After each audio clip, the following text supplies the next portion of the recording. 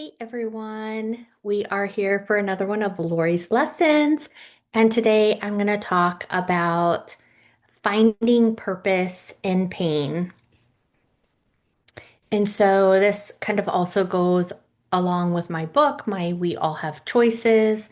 And this topic is, excuse me, it's a tender one, but it's one of the most powerful truths that we will ever walk together. And so that is finding your purpose in pain. And so pain is something that none of us sign up for, right? We don't plan it, we don't ask for it, and we definitely don't want it. But on the same note, every single one of us will face it, whether it's loss, disappointment, heartbreak, seasons that don't make sense. Like, the question isn't if we will experience pain, it's what do we choose to do with it when we have it, because is going to happen, right? But pain is not proof that you're broken. One of the biggest lies that pain tries to tell us is that something must be wrong with me. And, but hear me clearly, pain is not proof that you are broken. Pain is proof that you are human. Even Jesus experienced pain, grief, rejection, loss. So if pain shows up in your life, it does not mean that God has abandoned you.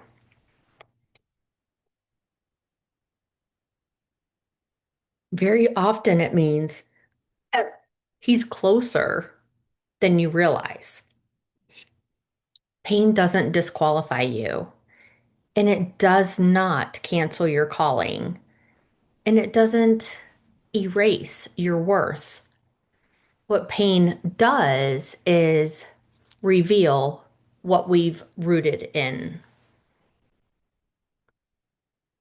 And so pain can harden us or it can shape us, but pain always presents us with a choice. We can allow pain to harden our hearts, or we can allow it to shape us. Some people let pain make them bitter, and other people let pain make them better. Some people close off, and other people open up, and some people shrink back in fear, while others rise in faith. The difference is not the pain itself, it's the choice that we make in that pain.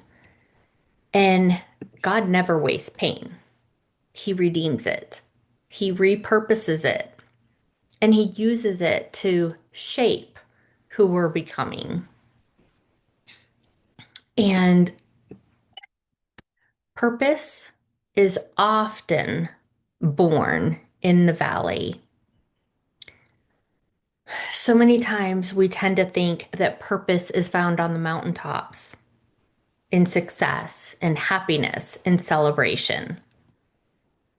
But more often than not, purpose is forged in the valley. It's in the moments where you had to keep going when you didn't think you could. It's in the nights that you cried all night long, but you still chose to trust God. It's in the seasons that stripped away what was comfortable and familiar, because pain has a way of clarifying what truly matters, and it deepens compassion. It sharpens wisdom and it softens hearts. And one day you realize that what nearly broke you became the very thing that equipped you to help someone else survive. I have so many widows over the last 13 years that have told me that I helped them walk through those steps. And that's not me. That's because God got me through those steps before, right? And so don't think your story is not random. And don't think your tears are not meaningless. And don't think that your pain is not wasted. But hear this, that healing is a choice. Just like I have in my book, we all have choices. Healing is a choice. It's not a race. And healing is not denying pain. So I'm going to say that again. Healing, your healing is not denying the pain, but healing is allowing God into it. You don't have to rush healing, and you don't have to be strong all the time. And you don't have to pretend that you're okay when you're not.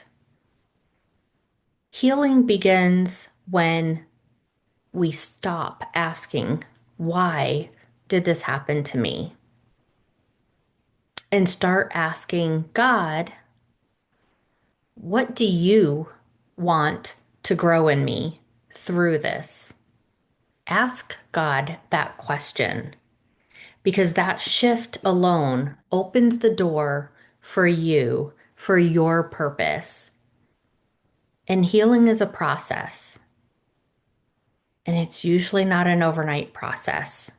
But choosing healing is one of the bravest decisions that you will ever make. And just remember, we all have choices. You still have a choice. Pain might have changed your story, but it doesn't get to write the ending. You still have a choice. You can let that pain define you, or you can let it refine you. You can let it close your heart, or you can let it expand your capacity to love, to serve, and to lead. Your pain might not have been your choice. It usually is not. But your healing is your choice. And remember that your healing is your choice. So if you're walking through any painful season right now, I want you to hear this. You're not forgotten. You're not behind. And you're not weak, but you are being shaped. The potter is shaping his clay.